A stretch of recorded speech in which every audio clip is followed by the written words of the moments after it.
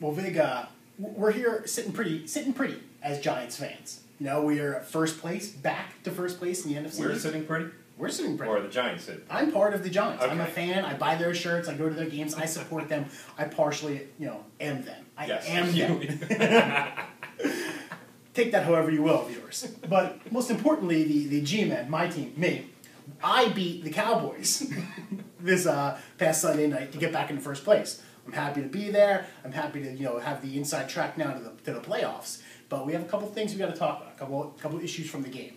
First off was the D, the Big Blue Wrecking Crew that got ran over by the Cowboys. Right. I mean, what do you think about that? Well, at any given moment, 10 players got ran over.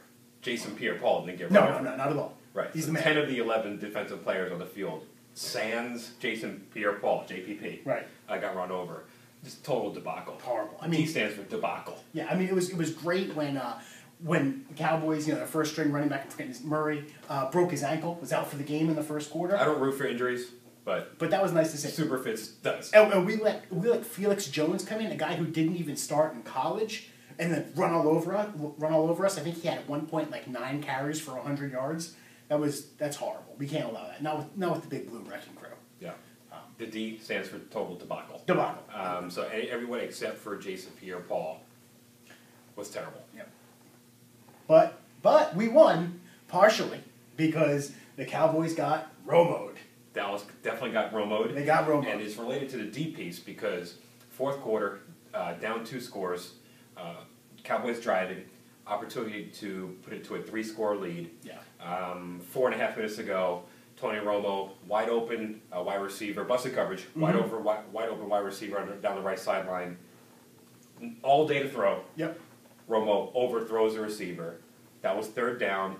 Instead of it being third score gap, right? Touchdown, 3-score gap because of that touchdown. Instead, they got a punt. We get the ball. Boom, score. Yep. Hold them. Boom, score. Win. Again, it's horrible. I mean, Cowboys are a good team, but Romo isn't doing them any favors. If you look at his stats look great, but he single-handedly lost them the Detroit Lions game. I mean, everybody always remembers his Seattle playoff game, from a couple of years ago, which we love and set the tone for his career, and nothing's changed. It really hasn't. So he's sitting there slumped over, grabbing his face mask. Just can't believe it. Don't you love to see him in pain? I love him. I love it.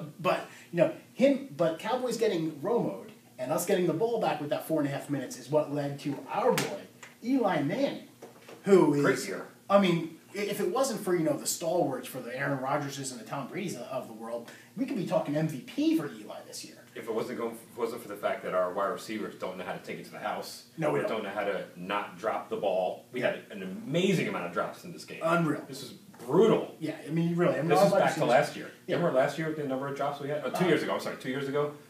Brutal number of drops in this game. It's tough. The Giants had in never the end known zone too. But it wasn't even like a catch on the a 2-yard. This was like end zone drops. Touchdown losing.